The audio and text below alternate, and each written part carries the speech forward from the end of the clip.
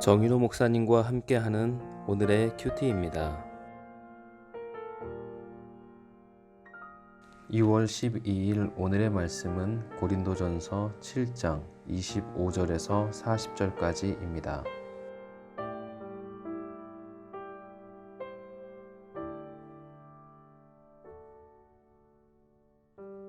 처녀에 대하여는 내가 주께 받은 계명이 없으되 주의 자비하심을 받아서 충성스러운 자가 된 내가 의견을 말하노니 내 생각에는 이것이 좋으니 곧 임박한 환난으로 말미암아 사람이 그냥 지내는 것이 좋으니라. 내가 아내에게 매였느냐 노이기를 구하지 말며 아내에게서 노였느냐 아내를 구하지 말라. 그러나 장가가도 죄 짓는 것이 아니요 처녀가 시집가도 죄 짓는 것이 아니로되 이런 이들은 육신의 고난이 있으리니 나는 너희를 아끼노라. 형제들아 내가 이 말을 하노니 그 때가 단축하여진 고로 이후부터 안에 있는 자들은 없는 자같이 하며 우는 자들은 울지 않는 자같이 하며 기쁜 자들은 기쁘지 않은 자같이 하며 매매하는 자들은 없는 자같이 하며 세상 물건을 쓰는 자들은 다 쓰지 못하는 자같이 하라. 이 세상의 외형은 지나감이니라. 너희가 염려 없기를 원하노라. 장가가지 않은 자는 주의 일을 염려하여 어찌하여야 주를 기쁘시게 할까 하되 장가간 자는 세상 일을 염려하여 어찌하여야 아내를 기쁘게 할까 하여 마음이 갈라지며 시집가지 않은 자와 처녀는 주의 일을 염려하여 몸과 영을 다 거룩하게 하려 하되 시집간 자는 세상 일을 염려하여 어찌하여야 남편을 기쁘게 할까 하느니라. 내가 이것을 말함은 너희의 유익을 위함이요 너희에게 올무를 놓으려 함이 아니니 오직 너희로 하여금 이치에 합당하게 하여 흐트러짐이 없이 주를 섬기게 하려 함이라. 그러므로 만일 누가 자기의 약혼녀에 대한 행동이 합당하지 못한 줄로 생각할 때에 그 약혼녀의 혼기도 지나고 그같이 할 필요가 있거든 원하는 대로 하라. 그것은 죄 짓는 것이 아니니 그들로 결혼하게 하라. 그러나 그가 마음을 정하고 또 부득이한 일도 없고 자기 뜻대로 할 권리가 있어서 그 약혼녀를 그대로 두기로 하여도 잘하는 것이니라. 그러므로 결혼하는 자도 잘하거니와 결혼하지 아니하는 자는 더 잘하는 것이니라. 아내는 그 남편이 살아있는 동안에 매여 있다가 남편이 죽으면 자유로워 자기 뜻대로 시집 갈 것이나 주 안에서만 할 것이니라. 그러나 내 뜻에는 그냥 지내는 것이 더욱 복이 있으리로다. 나도 또한 하나님의 영을 받은 줄로 생각하노라. 아멘. 오늘 말씀의 제목은 결혼의 궁극적인 목적입니다. 바울 사도는 이제 처녀와 과부의 결혼에 대한 질문을 여기서 다루고 있습니다.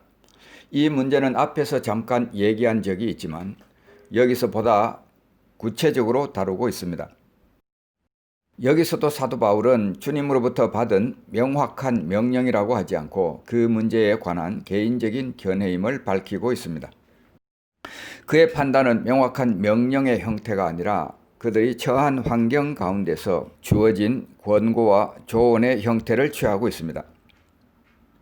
먼저 미혼자들을 위한 조언입니다.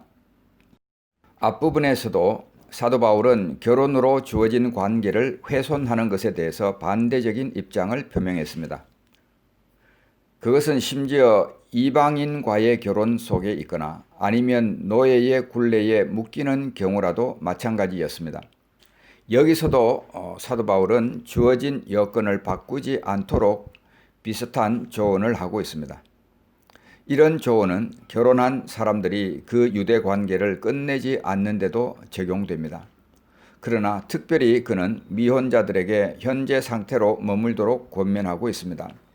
이 권면은 결혼 그 자체를 폄하하거나 혹은 독신을 선호한 데서 나온 것이 아니라 이후에 언급되는 특별한 사유 때문에 나온 권면입니다. 첫째로 당면한 환난 때문입니다. 26절에서 보겠습니다. 내 생각에는 이것이 좋으니 곧 임박한 환난으로 말미암아 사람이 그냥 지내는 것이 좋으니라. 이것은 네로 치하에서 이미 시작된 핍박을 의미하는 것일 수 있습니다. 이러한 임박한 위기를 생각하면 결혼하지 않는 것이 낫다고 본 것입니다. 사도의 권면은 유사한 모든 경우들에 적용될 수 있습니다. 예를 들면 군인이 위험한 전투 임무를 부여받았을 때, 사람이 죽음을 가까이 두고 있을 때, 혹은 기근이나 전염병이 창궐할 때 등이 그런 예입니다. 자, 육신에 있을 고난 때문에 또 이런 권면을 했습니다. 28절 말씀입니다. 그러나 장가 가도 죄 짓는 것이 아니요 처녀가 시집 가도 죄 짓는 것이 아니로되 이런 이들은 육신에 고난이 있으리니 나는 너희를 아끼노라. 이 구절은 예수님이 하신 말씀을 떠올리게 합니다. 마태복음 24장 19절에서 예수님은 이렇게 말씀하셨습니다. 그날에는 아이 벤 자들과 젖 먹이는 자들에게 화가 있으리로다. 이런 고난은 외부적인 환난 때문에 일어나는 것으로서 독신인 사람보다 결혼한 사람에게 더 심하게 임하게 되는 것입니다. 박해를 피하기 위해 아내를 버리거나 남편을 버리는 일은 합당하지 않습니다.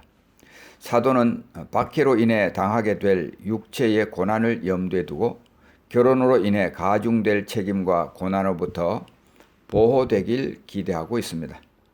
세 번째는 시간이 단축되었기 때문입니다. 29절 말씀입니다. 형제들아 내가 이 말을 하노니 그 때가 단축하여진 고로 이후부터 안에 있는 자들은 없는 자 같이 하며. 여기서 때는 카이로스입니다. 이 단어가 무엇을 의미하는지에 대해서 학자들 사이의 견해는 갈리고 있습니다. 첫째로는 26절에서 언급한 환난과 같이 당시 고린도 교인들이 처해 있는 상황을 의미한다고 해석하는 분들이 있습니다. 둘째는 성도의 개인적인 종말을 고하는 죽음을 의미한다고 해석하는 분도 있습니다. 셋째로는 예수님의 재림 전의 시대를 의미한다고 해석하는 분들도 있습니다. 여기서는 세 번째 견해가 타당해 보입니다. 그러나 사도 바울은 여기서 재림이 불과 몇 년밖에 남지 않았다는 위기의식을 조장하는 것이 아닙니다. 그는 모든 세대의 성도들이 그리스도의 재림을 준비하는 삶을 살아야 함을 가르치고 있습니다. 사도 바울의 권면은 금욕이나 절제를 강요하는 것이 아니라 결혼이나 재물이나 그 외의 세상 것들이 성도의 궁극적인 목적이 될 수 없다는 것을 말하고 있는 것입니다. 네 번째로는 결혼한 자들에게 따르는 염려 때문입니다. 32절부터 34절 사이에 너희가 염려 없기를 원하노라. 장가 가지 않는 자는 주의 일을 염려하여 어찌하여야 주를 기쁘시게 할까 하되 장가 간 자는 세상 일을 염려하여 어찌하여야 아내를 기쁘게 할까 하여 마음이 갈라지며 시집 가지 않은 자와 처녀는 주의 일을 염려하여 몸과 영을 다 거룩하게 하려 하되 시집 간 자는 세상 일을 염려하여 어찌하여야 남편을 기쁘게 할까 하느니라. 남편은 가족을 위한 보호와 공급의 의무를 지고 있습니다. 어려운 때를 만나면 이런 의무감은 염려를 일으킵니다. 또 남편과 아내는 서로를 기쁘게 하기 위해서 상대방이 좋아하는 것이 무엇인지를 염려합니다. 이런 데서부터 미혼인 사람들은 자유롭게 된다는 말입니다. 그래서 결혼한 사람보다 마음이 덜 나뉘고 주님을 기쁘시게 할 것을 찾게 되는 것입니다. 물론 이것은 독신이 기혼자보다 거룩함에 더 유리하다는 것을 의미하진 않습니다. 우리의 경험은 결혼 유무가 거룩함을 보증하지 않는다고 말해줍니다. 사도 바울은 이 두 가지 조건을 단지 세상적인 염려로부터 자유라는 관점에서 비교하고 있습니다. 그런 점에서 미혼자가 더 유리하다는 말입니다. 그것에 상응하는 결혼한 사람들이 갖는 유익은 여기서 논외의 사안이 되고 있습니다. 바울의 목적은 주님을 섬기는 데 있어서 흐트러짐이 없도록 우리를 건져내리는 데 있습니다. 자, 두 번째로 처녀 딸을 둔 아버지에 대한 조언입니다. 오늘날 우리들과는 달리 당시 동방에서의 결혼은 부모에 의해서 주도되었습니다. 그러므로 딸의 결혼이 가까이 오면 그것을 판단하는 것은 아버지에게 달려 있었습니다. 이 일과 연관하여 아주 많은 부분에 있어서 그리스도인 부모들의 지혜가 필요했습니다. 고금을 막론하고 세상적인 매력이 주는 결혼의 조건 때문에 얼마나 자주 고상한 유익들이 희생되고 있는지, 신실하고도 신중하게 부모가 안내해 줄 때에 신앙심 없는 결혼을 방지할 수 있고 주 안에서 행복한 결합을 이룰 수가 있습니다.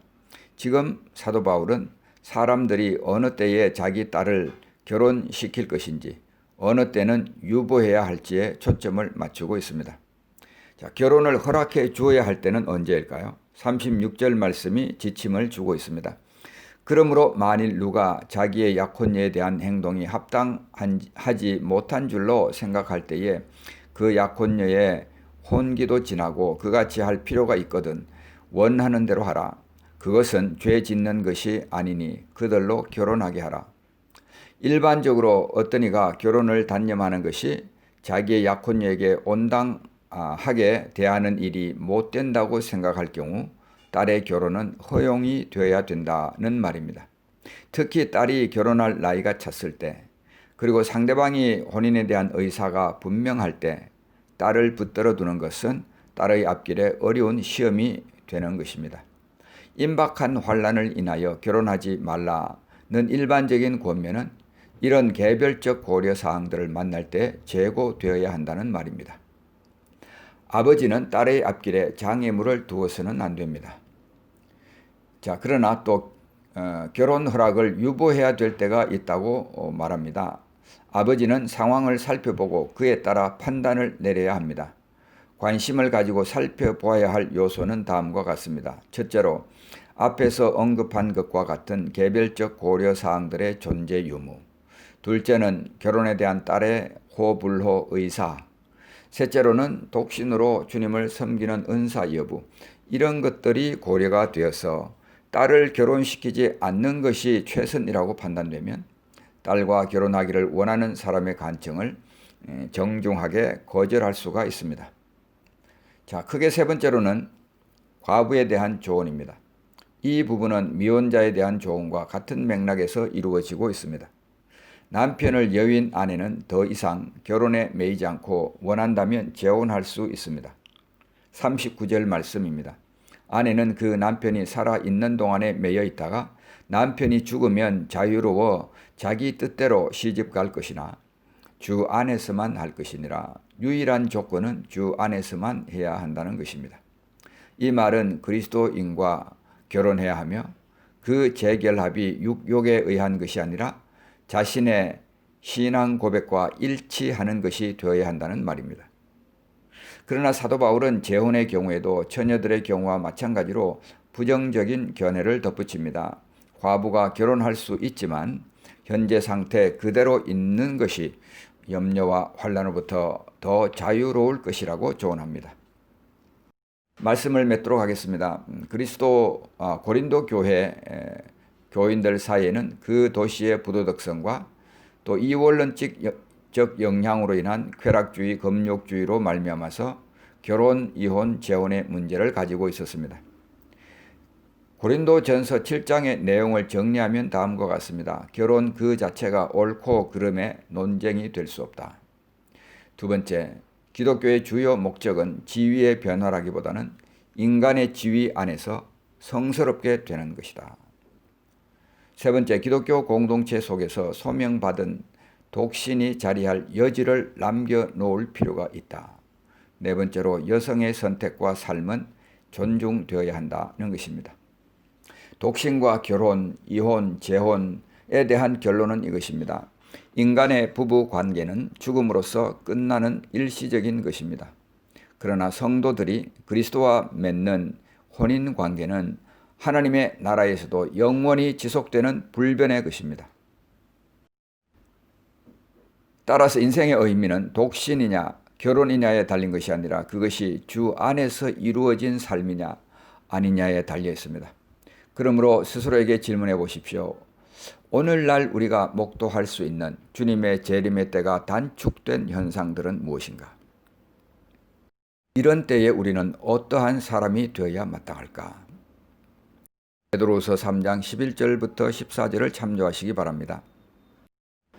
또 다른 질문입니다. 자신이나 자녀들의 결혼 조건으로 가장 중요하다고 생각하는 것은 무엇인가?